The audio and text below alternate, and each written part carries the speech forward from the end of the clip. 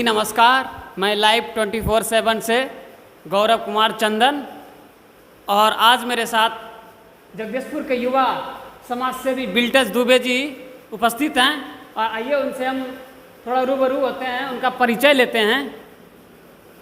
सबसे पहले तो आपका स्वागत करना चाहेंगे गौरव जी कि हमारे आपने मेरे साक्षात्कार के लिए एक अच्छा योग समझा।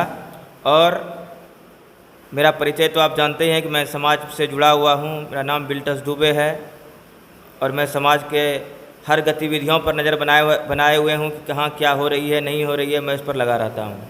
तो जी मेरा एक सवाल है आपसे, जगदीशपुर में जो है कतरनी को लेकर बहुत हर जगह नाम है कतरनी चूड़ा का, लेकिन जगदीशपुर से कतरनी चूड़ा का नाम दिन प्रतिदिन मिटते जा रहा है, तो इसके लेकर आप क्या बोलेंगे?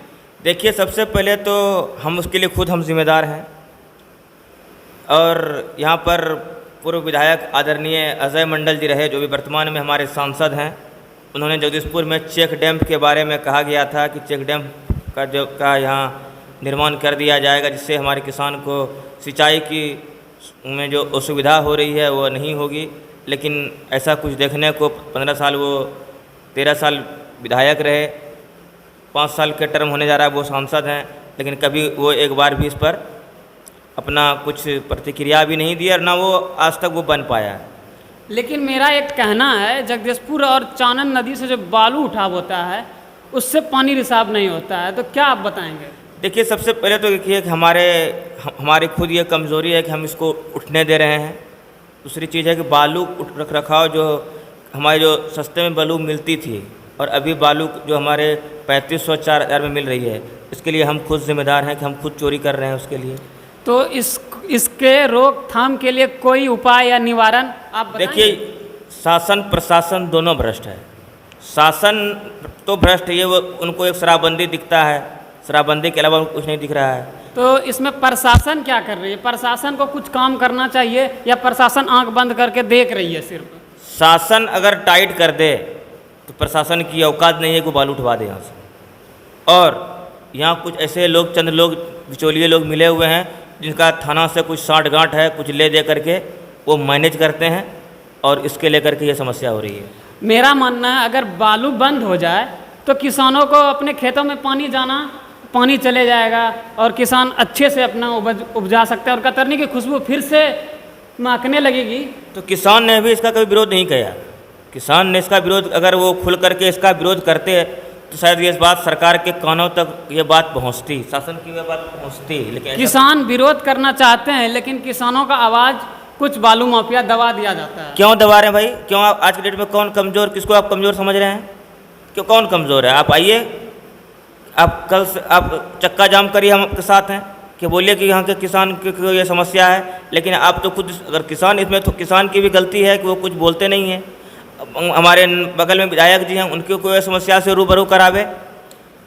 विधायक जी हैं, विधायक को प्रखंड पंचायत घूमना चाहिए तभी उसको समस्या दिखेगी, लेकिन अब विधायक जी जो हैं वो कान में तेल देकर सोए रहते हैं। इनके बारे में क्या बोलेंगे आप? नहीं, विधायक जी तो नहीं, ये गलत है। विधायक जी बिल्कुल घूम रहे हैं और हमारे वो कोई खास दूर के तो है नहीं, वो बलुआ चक जमगांव के हैं। आदमी चाहे तो पैदल भी जा करके वहाँ तो हाट लगती है, हाट के बहाने कम से कम उनके घर पर भी ये शिकायत लेकर के जाया जा सकता है। जनता ने विधायक को चुना है कि घर हम उनके जाके आवेदन देंगे, वो मेरे पास आएंगे। देखिए, दोनों का साठगांठ जरूरी है। जैसे चंदन और पानी के बिना चंदन घुल नहीं सकता है, उसी तरह जनता है एक दूसरे का एक सिक्के के दो पहलू हैं। हमें उनके भी सुख दुख को समझना चाहिए और हमारे सुख दुख को भी उनको समझना चाहिए। हमने शिकायत किया, अगर उसका रिसीविंग कॉपी अगर हमारे पास है, अगर हमने तो उसके लिए नीतीश कुमार का जनता दरबार है ना जी। लेकिन आपने जो कभी ऐसा किया नहीं ना किया, ऐसा करनिए। किसानों को आप जैसे युवा समाज सेवी से क्या सहयोग मिलना चाहिए? किसान के हर कदम पर साथ हैं वो, उनको यही कहेंगे कि वक्त पर आपको जो चीज़ ना मिले वो अपनी आवाज़ को बुलंदी से समाज में रखिए, ब्लॉक में रखिए, जिले में रखिए, हम आपके साथ हैं। लेकिन एक सवाल और मेरे मन में खटक रहा है, बिल्टस जी से एक सवाल और पूछेंगे। बिल्टस जी, अगर बालू उठा बंद हो जाए तो किसान को कितना फ़ायदा होगा? देखिए बालू उठाव अगर बंद हो जाती है तो किसान को तो फ़ायदा होगा, इसमें नो डाउट, लेकिन ये बंद होगा कैसे, इसके लिए हमें आवाज़ उठानी होगी, किसानों को इसके लिए भरपूर आवाज़ उठानी होगी और समाज में के जो लोकल प्रतिनिधि हैं उनसे ये बात जाके कहनी होगी। और एक अगर नहीं होता है उसके लिए चक्का जाम किया जाएगा। किसान की आवाज़ तो प्रधानमंत्री तक सुना जा रहा है भाई, इसके लिए कृषि बिल वापस हो गया किसान के लिए।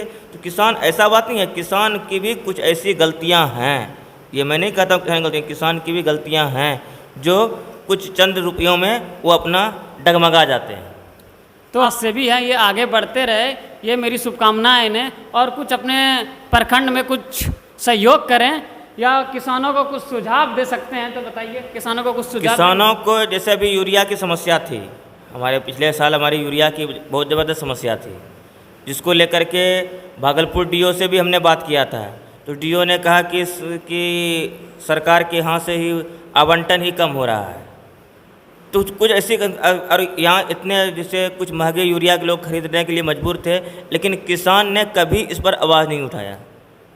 तो किसानों को कुछ सरकार से लाभ मिल रही है, किसान सरकार के लाभ से वंचित हैं, कुछ बिचौलिए इनमें हाथ मार लेते हैं।